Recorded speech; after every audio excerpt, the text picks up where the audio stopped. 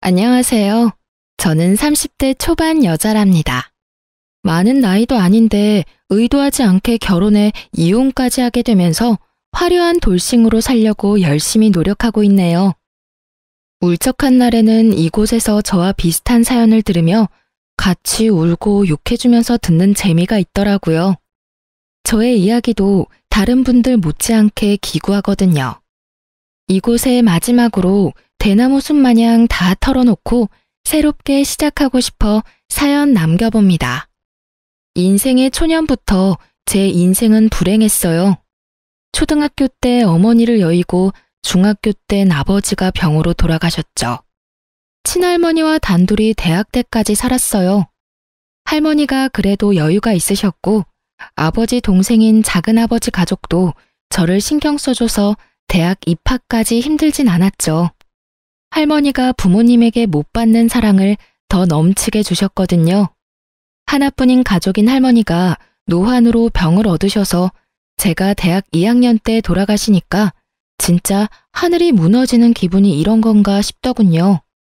이 세상에 혼자만 남은 기분은 정말이지 겪어보지 않은 사람은 모를 거예요. 한동안 허한 마음 때문에 방황을 했는데요. 앞으로 혼자 어떻게 살아야 할지 막막하더라고요. 할머니와 살던 집은 작은 아버지 소유였다면서 저한테 나가라고 하더군요. 저는 작은 아버지가 얻어준 월세방에서 대학도 휴학한 채 공무원 시험 공부를 시작했죠. 취업 성공할 때까지 누가 뒤를 봐주지도 않을 거고 이 길이 아니면 난 죽는다는 마음으로 공부했어요. 1년 만에 합격해서 그렇게 구급 공무원으로 발령받아 일하게 됐답니다. 혜인 씨는 나이도 어린데 맨날 일만 해? 예쁘게 생겨서는 남자친구는 안 만들어? 아직 여유가 없네요. 사실 딱히 만나고 싶지도 않아요. 제 사정 잘 아시잖아요. 외로운 혜인 씨를 사랑으로 품어줄 그런 남자가 있을 거야. 가족을 만들고 아이도 낳고 그렇게 살아야지. 지금처럼 어리고 이쁠 때 얼른 좋은 남자 만나. 제가 매일 회사만 집만 오가니까 주변의 동료들도 항상 걱정 어린 관심을 많이 주시더라고요. 전 그냥 웃으면서 넘길 뿐이었죠. 어느 누가 고아인 며느리를 맡고 싶겠어요. 전 남한테 싫은 소리 하기도 싫고 듣기도 싫은 성격이라 그냥 나 혼자 밥벌이하며 살자는 비혼주의자였어요. 어렸을 때부터 너무 힘든 일을 겪어서 그런지 누군가와 싸우고 복고하는 것도 싫고 조용히 살고 싶었죠. 어느 날 평소와 다름없이 바쁘게 민원을 받고 있는데 무슨 남자 손이 불쑥 앞으로 들어와 깜짝 놀랐어요. 놀라서 고개를 들자 말쑥한 남자가 어색하게 웃고 있더라고요. 아, 안녕하세요. 또 오셨네요? 오늘은 이거 드리고 싶어서요. 따뜻한 커피 한 잔 드세요. 그리고 이거 한번 읽어주실래요? 이 동네에 사는지 서류를 자주 떼러 오던 남자였는데 훤칠한 키의 훈남이라 멀리서도 가끔 눈에 띄긴 했어요. 그런 남자가 웬 편지를 건네니 전 너무 놀랐어요. 일단 다른 사람들이 볼까봐 얼른 편지를 받아 숨겼죠. 저한테 호감이 있어서 일부러 일이 없어도 주민센터에 오기도 했다며 편지엔 전화번호가 적혀 있더라고요. 전 연애를 할 마음이 전혀 없었기에 당연히 답하지 않았고요. 남자는 몇 번을 더 적극적으로 대시를 했고 그렇게 한 번, 두 번 만나다 보니 연인 사이가 되었답니다. 사귀고 나서 얼마 되지 않아 남자친구의 집안이 이 동네의 유지인 걸 알게 됐고 건물이 2채나 있다는 거예요. 내가 같이 일하는 언니한테 들었는데 그게 정말 사실이야? 왜 나한테 말 안 했어? 자기가 알면 부담스러워할 것 같아서 천천히 말하려고 했어. 내가 아버지 빌딩 관리하는 일 하거든. 그래서 주민센터에 서류 떼러 자주 왔던 거야. 난 사귀기 전에 내 사정 다 이야기했어. 난 그냥 혼자 조용히 살고 싶고 어떤 갈등도 싫어. 그리고 자기한테 선택하라고 한 거고. 자기 부모님이 나를 마음에 들어 하시겠어? 난 좋은 대학 나온 것도 아니고 마땅한 직업 없이 부모님 도와드리는 건데 뭐. 공무원인 자기가 나보다 대단하지. 너무 걱정하지 마. 우리 부모님은 내가 다 알아서 해. 형이 있다고 하지 않았어? 형은 무슨 일 하시는데? 우리 형은 공부를 잘했어서 지금은 대기업 팀장으로 일해. 형수님은 변호사시고. 뭐라고? 아, 나 너무 부담돼서 싫어. 내가 돈 많은 남자 만났다고 좋아할 줄 알았어? 난 돈 많은 시댁 그런 거 싫어. 우리 그냥 이쯤에서 헤어져. 제발. 저는 일방적으로 이별을 통보하고 잠수를 타버렸죠. 주무관님께 부탁드려서 다른 층에서 일을 하는 걸로 바꿔서 남친은 저를 몇 주 동안이나 찾지 못했어요. 제가 일부러 집도 안 알려줬었거든요. 그런데 어느 날 남친의 부탁을 받은 동료가 저를 불러내는 바람에 딱 마주치게 됐어요. 남친 얼굴이 여지껏 잠도 못 잔 것처럼 아주 헬쑥하고 초췌하더라고요. 혜인아, 너 어떻게 이렇게 모질 수가 있어? 내 말은 들어주지도 않고 이렇게 사라져버리면 끝이야.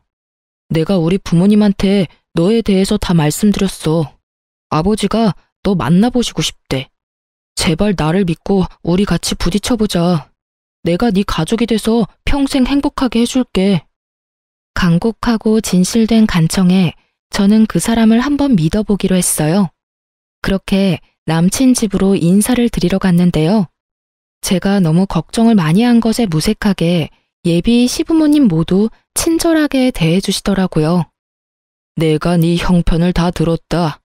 나도 어려운 어린 시절 겪고 자수성가한 사람이다. 저 녀석은 애미가 너무 오냐오냐 키워서 우리 재산 관리하는 거나 하고 제대로 된 직업이 뭐 있겠냐. 너는 혼자 대학도 나오고 공무원도 된 게 아주 뚝심 있고 좋아 보인다. 우리 아들이랑 결혼하는 거 찬성하마. 형편 다 아는데 딱히 뭐 혼수를 말할 것도 없고 그냥 결혼식 다 나한테 맡기고 넌 이 집 들어와서 살아라. 집이 이렇게 넓은데 굳이 집 얻을 필요 있니? 안 그래? 아무리 그래도 시집살이 하라는 건 내키지 않았어요. 저 혼자 하고 싶은 거 하며 자유롭게 살다가 제 조건이 빠진다는 이유로 시집살이가 당연하다는 듯이 말하더라고요. 우선은 그 집에서 나와서 남친한테 말했죠. 내가 모은 돈이 없다고 해서 집으로 들어와서 시집살이 하라는 건 좀 너무하지 않아? 내가 누누이 말했잖아. 난 혼자 사는 게 제일 좋은 사람이라고. 자기는 그동안 혼자 그렇게 외롭게 살았으면서 새 가족이 생겨서 북적북적 살면 더 좋은 거 아니야? 우리 부모님은 자기 사정 다 봐주셔서 그런 말씀 하신 거야. 일단 2년만 살아보자. 그리고 정 힘들면 그때 분가하자. 응? 제가 몇 명 없는 친구들이나 동료들한테 고민을 털어놔봤지만 다들 호강에 겨운 소리라고만 하더군요. 그렇게 부잣집에 시집가면서 포기할 줄도 알아야 된다나요? 남편이 번갯불에 콩 볶아 먹듯이 얼마나 결혼을 밀어붙이던지 한 달도 지나지 않아 시모와 결혼식 준비를 하게 되었죠. 식장이며 드레스며 웨딩 촬영이며 모두 시모와 함께 갔고 시모가 원하는 걸로 골랐어요. 제 의견은 아주 칼같이 잘라버리더라고요. 민준이 형도 이 호텔에서 결혼식 했다. 여기가 손님 부르기에도 좋고 가장 괜찮아. 여기로 해. 여기 식대가 너무 비쌀 것 같은데. 그리고 전 올 하객도 별로 없어요. 너 고아인 거 내가 모르고 결혼시키니? 네 쪽 하객 자리도 다 우리 손님이 채울 거니까 걱정할 필요 없다. 생각하면 할수록 참 첫째 결혼이랑 너무 차이가 나서 손님들 보기 벌써 민망하다. 며느리한테 티 쪼가리 하나 못 받고 결혼을 시키다니 원. 어머니, 저도 성의껏 준비할 수 있어요. 말씀해 주시면 준비해 볼게요. 저도 모아둔 돈 있는데 돈 한 푼 안 들이고 결혼하면 제 마음도 편치가 않아요. 됐다. 내가 너한테 뭘 받겠니? 네가 뭘 해준대도 내 맘에 찰 것 같지도 않구나. 그냥 내가 봉사하는 셈 치고 다 해주마. 대신 결혼해서 며느리 돌이 잘하는 걸로 갚아. 저는 연예 기사에서나 봤을 법한 호텔에서 결혼식을 했어요. 결혼식에 온 제 지인들의 눈이 휘둥그레해져서 저한테 신데렐라라며 팔자 폈다고 난리가 났더군요. 하지만 전 결혼식 날에 세상 비참했어요. 시모가 만들어 놓은 무대에서 꼭두각시처럼 서 있는 기분이었죠. 시모는 친척들과 지인들 앞에서 어떻게든 제 진짜 존재를 숨기기 바빴거든요. 서글픈 마음이 들었지만 그래도 남편을 생각해서 저도 최선을 다해 웃어가며 식을 마쳤네요. 신혼여행 다녀오자마자 시댁에 들어가 살게 되었고 지독한 시집살이가 시작되었습니다. 아버님은 아침 6시에 식사하시니까 앞으로 네가 아침 준비해라. 매일 5시에 일어나서 녹즙 만들고 아보카도 1개 자르고 달걀 반숙으로 2개 찌면 된다. 다 드시면 영양제 챙겨드리고. 저 8시까지 출근해야 되는데 어떻게 5시에 일어나나요? 저 아침잠 많아서 그렇게 일찍 일어나면 힘들어서 못 살아요. 얘 좀 봐. 공짜로 그 비싼 호텔에서 결혼까지 시켜줬더니 결혼하자마자 안면 싹 바꾸네. 며느리라면 당연히 해야 될 일이야. 도달지 말고 해라. 나도 그렇게 30년을 살았다. 웃긴 게 뭔지 아시나요?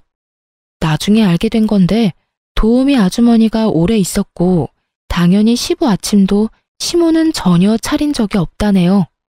제가 결혼하자마자 도우미 아주머니를 내보낸 거였어요. 어쨌든 어찌나 차갑게 말을 하는지 대꾸도 못하고 다음 날부터 5시에 일어나 그 짓을 했네요. 일주일 하니까 너무 힘들어서 죽겠더라고요. 늦게 일어난 날에는 시모가 얼마나 구박을 해대는지 화장실에서 혼자 눈물을 흘린 적도 있었어요. 저는 견디다 못해 남편에게 하소연을 했죠. 여보, 나 도저히 5시에 못 일어나. 당신이 어머님한테 좀 말해봐. 나 힘들어서 죽을 것 같아. 솔직히 아침에 일어나서 국하고 밥하는 것도 아니고 그까짓 녹즙 좀 만드는 것 같고 왜 그래? 다른 재벌집은 더 빡세. 거기 며느리들은 더 힘들다고. 여기가 재벌집이야? 재벌집은 며느리들이 일을 안 하겠지. 난 가뜩이나 체력도 약한데 일하느라 너무 힘들어. 그럼 일을 관둬. 그까짓 거 한 달에 얼마나 번다고? 우리 부모님한테 잘 보이면 이 재산이 다 우리께 되는데 그까짓 거 뭐 대단하다고 그것도 못해? 그렇게 별거 아니면 당신이 좀 하면 되겠네. 왜 내가 해야 되는데? 그리고 난 절대 일 그만 안 둬. 내가 공무원 시험 합격하려고 얼마나 힘들게 공부했는데 한 달에 내 옷값도 안 되는 돈 벌면서 왜 그렇게 힘들게 살려고 그래? 며느리가 하는 거랑 아들이 하는 거랑 같아? 당연히 며느리가 해야 아버지도 좋아하시는 거지. 재산 물려받는 게 뭐 쉬운 건 줄 알아? 신혼 때까지만 해도 다정했던 남편은 제가 시부모에 대한 불평을 조금만 하면 아주 부르르 떨더라고요. 그것도 그럴 게 옆에서 보니까 시부한테 아주 잡혀 살더라고요. 시키는 거 다 하고 대드는 것도 없이 항상 예스맨이었죠. 혹시나 자기 형한테 뺏길세라 그 잘난 빌딩 물려받으려고 성질 죽여가며 시부 비위를 맞추고 사는 거였어요. 그러니 시부모는 저를 더 우습게 보고 아주 가정부 부리듯이 명령을 하는데 너무 화가 나고 스트레스가 쌓여갔죠. 이번 주말엔 커튼 좀 다 뜯어서 갈아라. 넌 없이 사느라 몰랐겠지만 커튼도 계절마다 가는 거야. 저 일하느라 너무 힘들어서 주말엔 쉬고 싶어요. 제가 커튼 업체 불러서 해결할게요. 저한테 시키진 말아주세요. 얘 말하는 싸가지 좀 봐. 그 업체 부르면 그건 누구 돈인데? 있는 집 시집 왔다고 아주 돈을 물 쓰듯이 쓰네. 그깟 푼돈 벌면서 지금 누구 앞에서 돈 번다고 유세야? 너 그 그지 같은 동사무소 당장 관둬. 집에 들어앉아서 살림이나 똑바로 해. 제가 그냥 참고 넘어가는 날이 많으니 시모는 점점 도가 지나치기 시작하더군요. 어느 날은 시모가 제가 일하는 주민센터에 와서는 제 앞을 알짱거리며 궁시렁대기까지 했죠.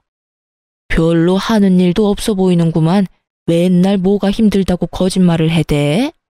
도대체 얌전한 얼굴에 뭔 가면을 쓰고 있는지 알 수가 있어야지. 어머니, 지금 제가 일하는데 와서 뭐 하시는 거예요? 빨리 돌아가 주세요.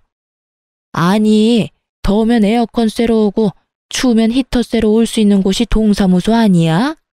네가 뭔데 나한테 가라 말하니? 내가 뭐 너한테 볼 일이 있어서 왔다고 했니? 내 입으로 내가 말도 못해. 별것도 아닌 게 잘난 척은. 동료들 보기가 얼마나 민망하고 부끄러웠는지 몰라요. 가뜩이나 제가 결혼 잘했다고 질투했던 동료도 있었는데 이젠 시집살이 한다고 제 뒤에서 수군대더군요. 솔직히 혜인 씨가 엄청 이쁜 것도 아니고 잘난 것도 없는데 어떻게 결혼했나 했어. 역시 시집살이를 엄청나게 하나 봐. 하긴 그 부잣집에서 혜인 씨 조건이 마음에 들겠어. 그 시어머니 와서 하는 것 좀 봐. 집에선 얼마나 더 할까? 불쌍하다 불쌍해. 그러게 너무 차이가 나는 결혼한 대까지 뭐. 어쩌겠어. 다 감수해야지. 제 앞에선 아무 말도 안 했지만 자기들끼리는 제 이야기를 이러쿵 저러쿵 하니까 일할 때도 눈치가 보이고 위축이 되더라고요. 진짜 집에서도 괴롭고 직장에서도 괴로운 날들이 이어졌죠.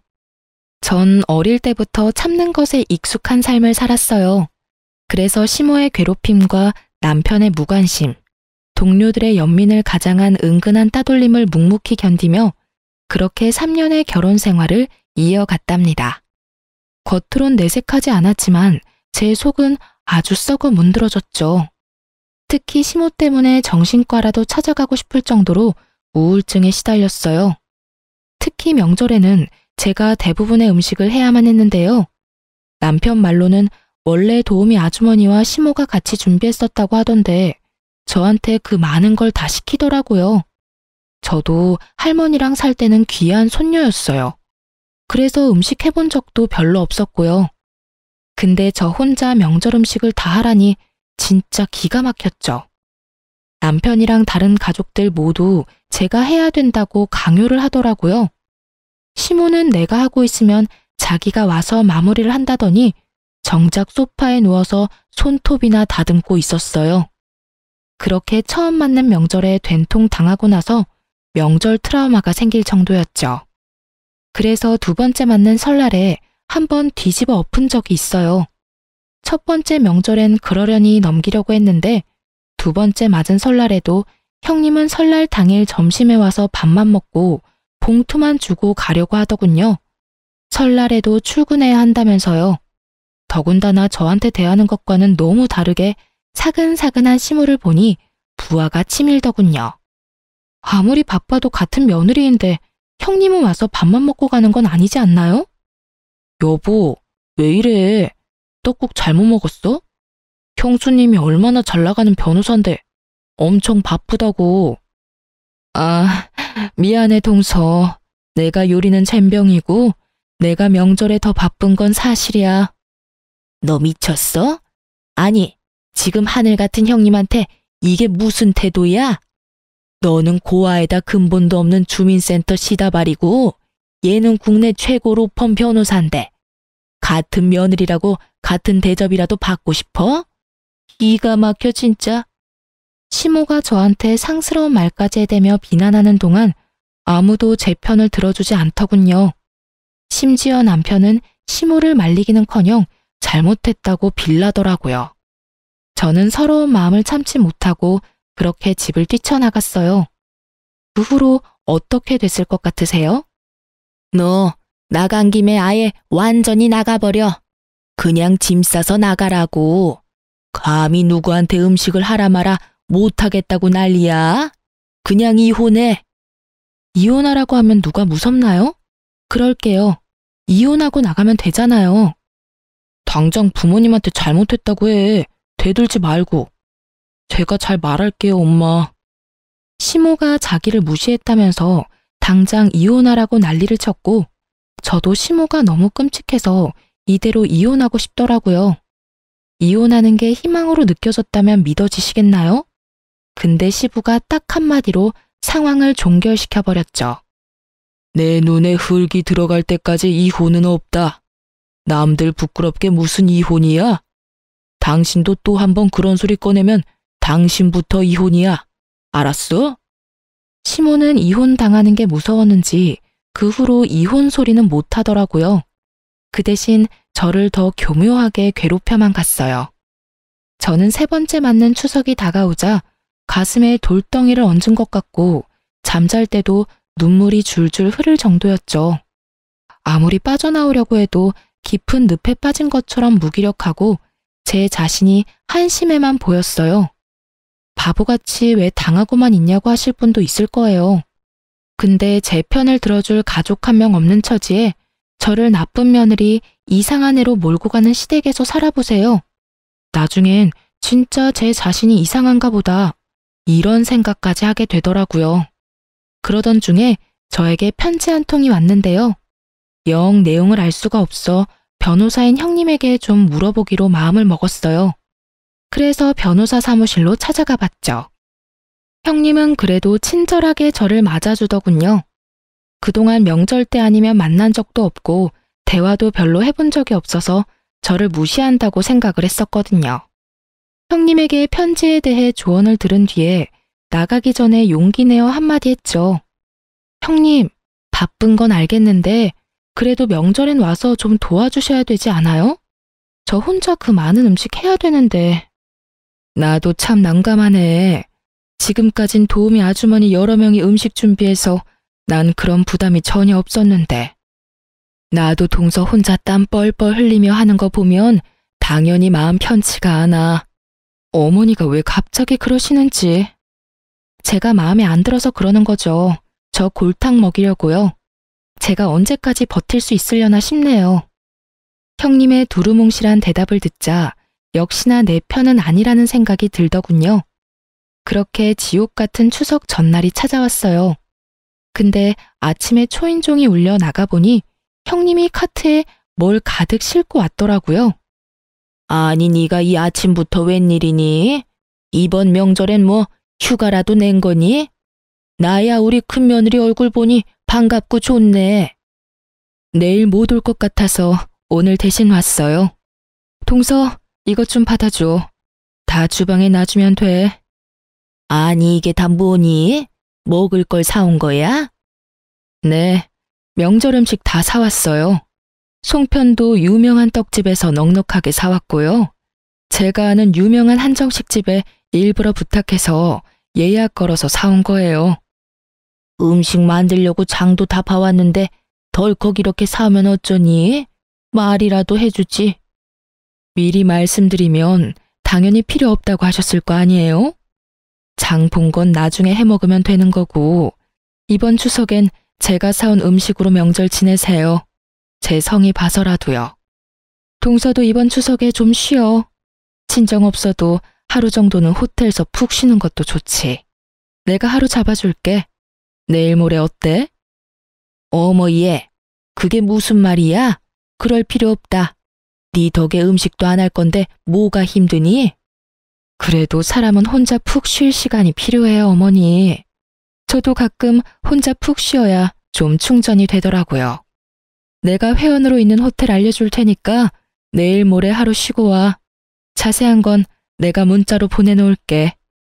형님이 말하니까 시모는 입만 삐죽거리고 정작 반대는 못하더라고요. 대신 그 분풀이는 저를 향했죠. 명절이라고 친척들 다 모여있는데 시모가 저를 쓸데없는 일로 계속 불러대기 시작했어요.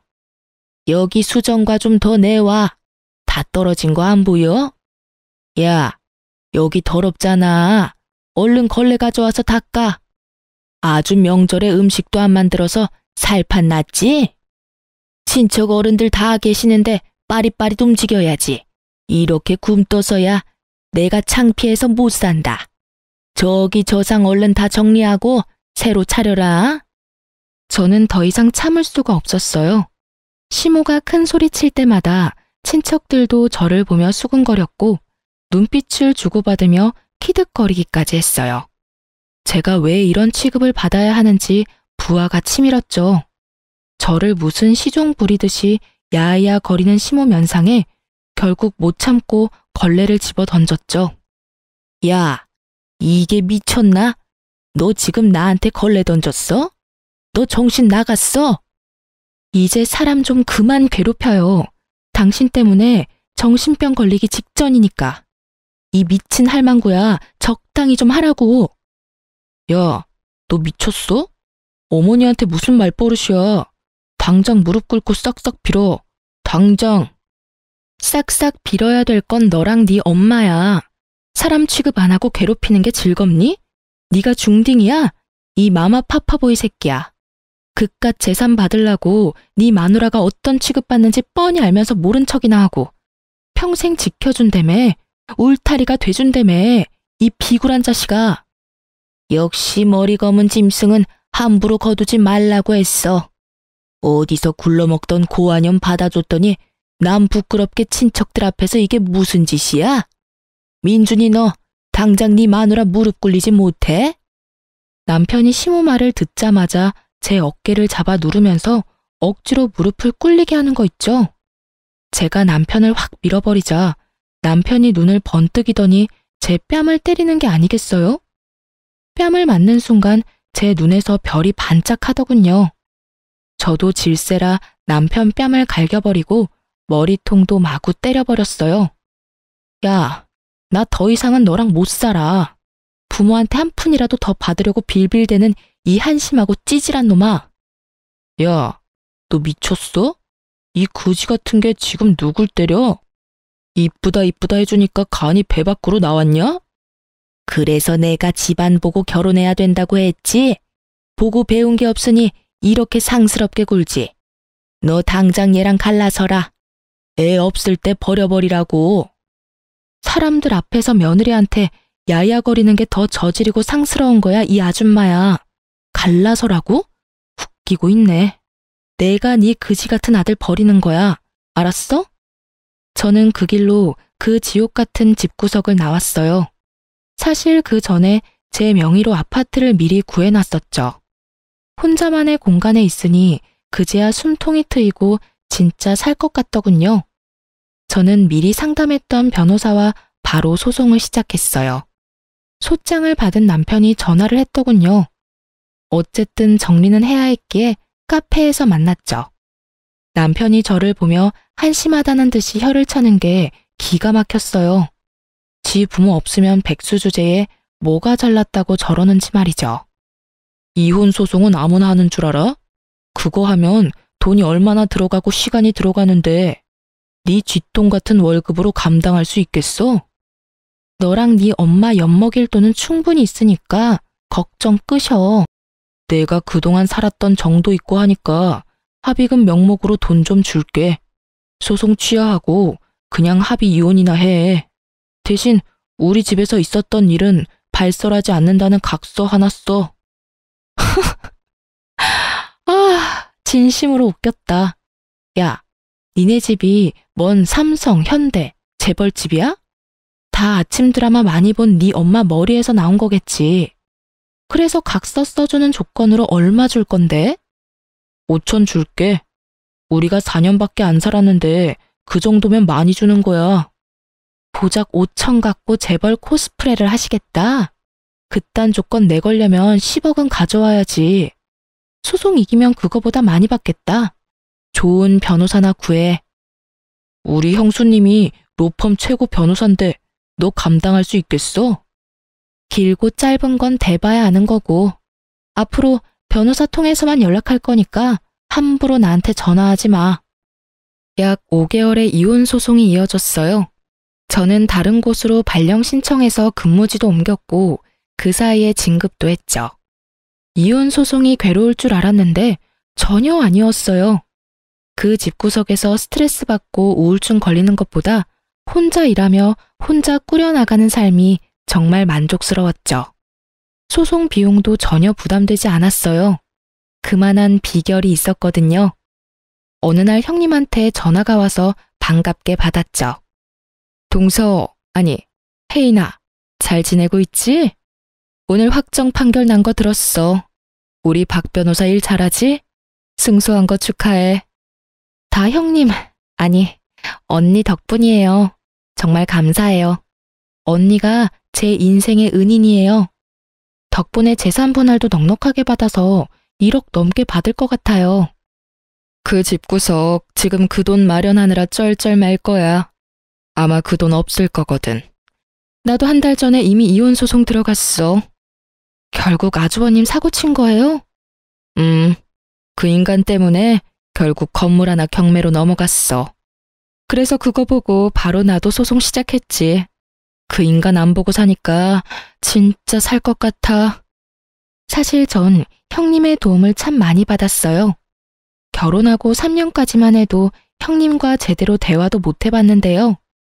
제가 형님의 사무실로 찾아간 날부터 우리의 인연이 제대로 시작되었답니다. 제게 날라온 편지가 다름 아닌 소장이었고 용어가 너무 어려워 어렵사리 형님에게 물어봤답니다. 차가워 보였던 형님은 생각보다 다정하고 바른 사람이었어요. 돌아가신 할아버지 앞으로 토지가 있으시네.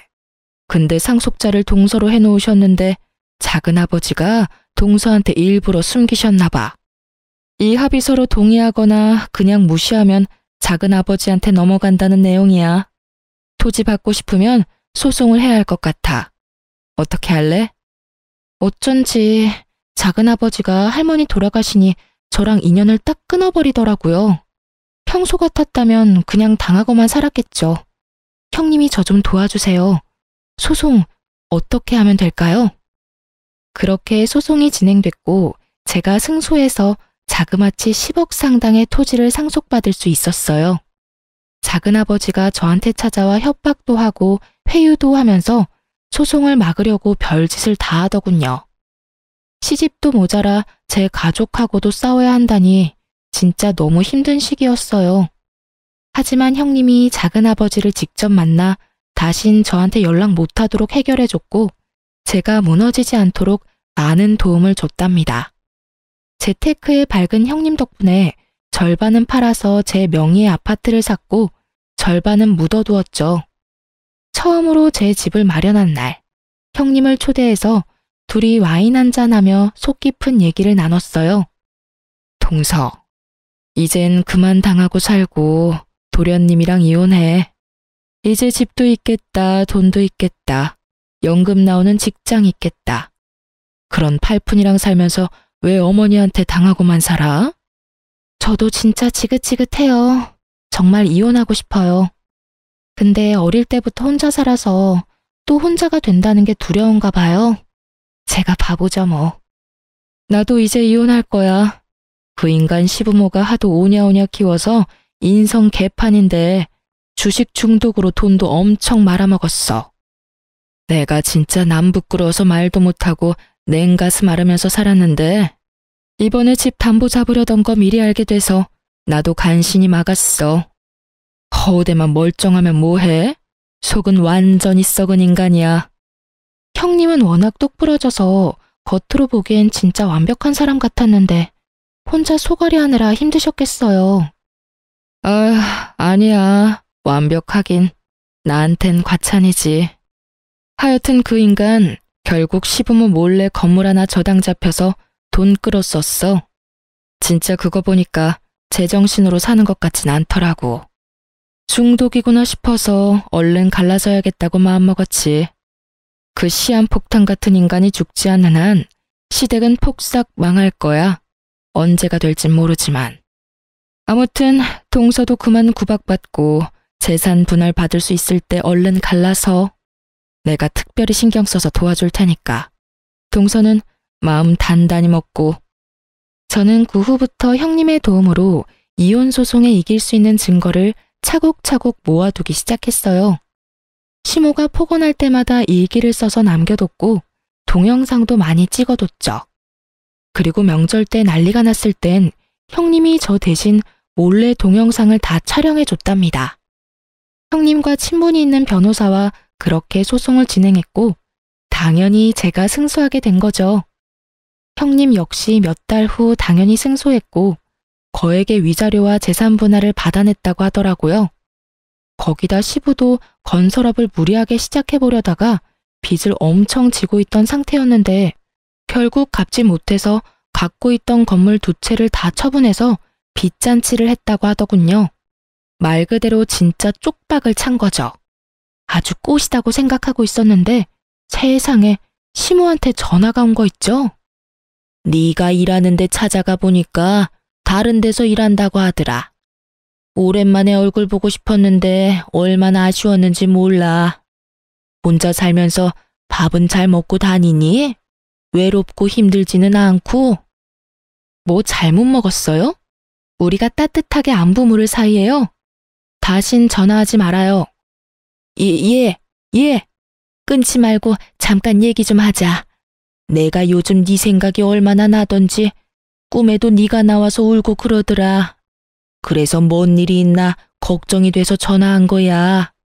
우리 민준이도 맨날 네 얘기하면서 울면서 자는 것 같더라.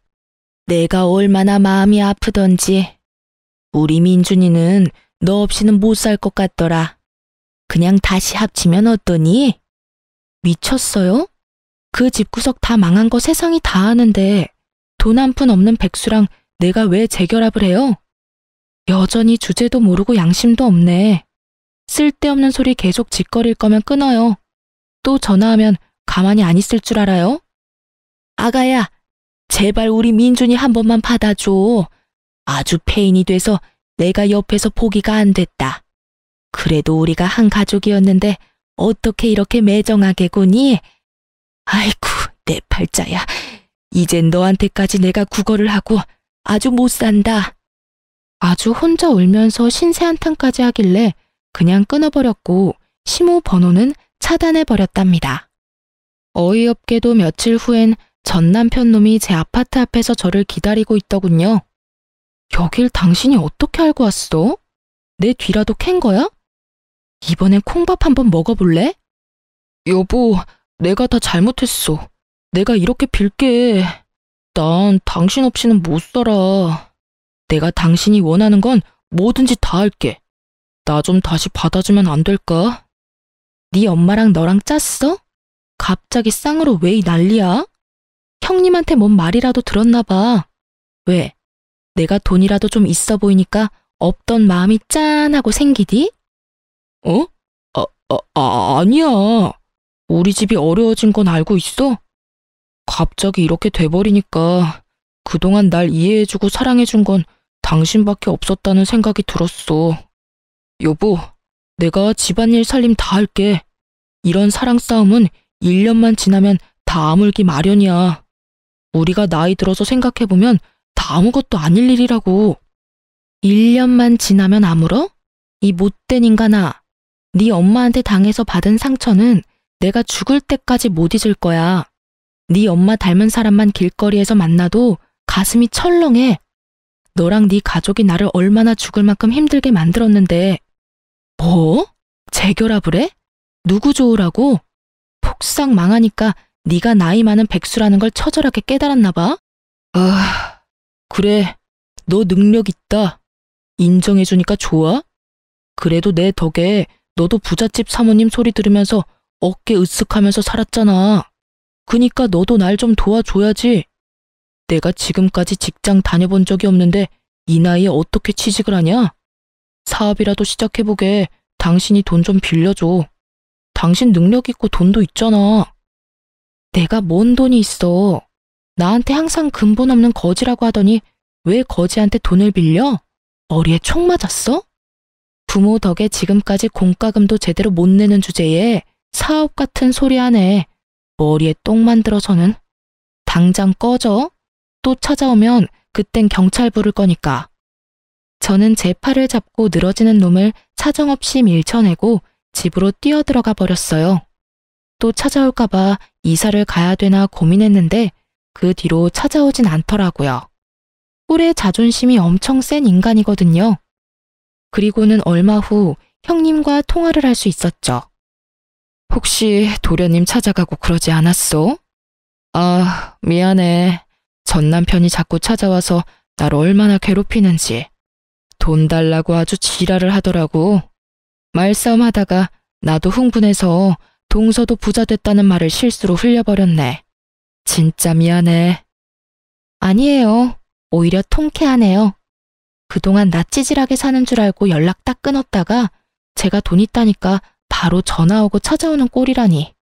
진짜 상종 못할 인간들이에요. 그래. 오히려 그 집구석은 폭삭 망해버리고 자기는 자산가가 됐으니 얼마나 통쾌해. 앞으로도 콩고물이라도 떨어질까 자꾸 들러붙으면 나한테 말해. 법적으로 해결해 줄 테니까. 매번 도와주신다니 정말 든든하고 감사해요. 진짜 친언니가 생긴 기분이에요. 그 후로 전 남편은 몇 번이나 제 아파트 앞을 서성거리고 저를 기다리더군요. 예전엔 명품만 입고 다니더니 이젠 그것도 다 팔아버렸는지 머리도 엉망으로 길고 옷도 거지같이 입고 있는 꼴이라니요. 한 번은 시모랑 같이 서 있어서 진짜 기함을 했네요. 시모가 저를 보더니 제 손을 덥석 잡는 거 있죠? 아가야, 네가 이렇게 잘 됐다니 진짜였니? 이렇게 비싼 아파트를 샀단 말이야? 이 인간이 진짜 말귀를 못 알아듣네? 너까지 모자라서 네 엄마까지 불러와서 뭐 어쩌자는 거야? 아니, 엄마가 당신이 진짜 이 아파트에 사는지 확인을 해보자고 해서. 우리 엄마가 이 아파트 엄청 살고 싶어 하시거든. 너 혼자 살기엔 여기 너무 넓지 않니? 방 하나 남는 거에 내가 좀 살면 안 될까? 내가 너 일할 동안 살림 다 해주마, 응? 지금 사는 데선 도저히 못 살겠다. 아줌마가 나한테 어떻게 했는지 다 잊었어? 어떻게 그딴 부탁을 해? 당장 꺼져. 이 소름 끼치는 아줌마야. 그 잘 살던 내가 이런 취급을 받다니. 아이고, 말년에 그지 같은 빌라에 살 줄 누가 알았을까? 아이고, 내 팔자야. 아이고. 시모는 제 다리를 잡고 늘어지며 눈물까지 펑펑 쏟아내며 신세한탄을 하더라고요. 결국 경찰을 불렀고 두 인간이 볼품없이 질질 끌려서 쫓겨났죠. 그 후론 겁먹었는지 안 찾아오더라고요. 형님이 종종 그 집안 소식들을 전해주었는데요.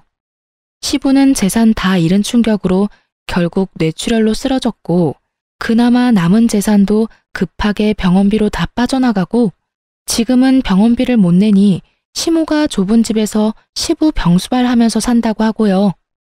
두 아들은 당연히 능력도 없고 그렇다고 배달 아르바이트 같은 건 쪽팔려서 못한다면서 늙은 백수들로 지내고 있다고 해요.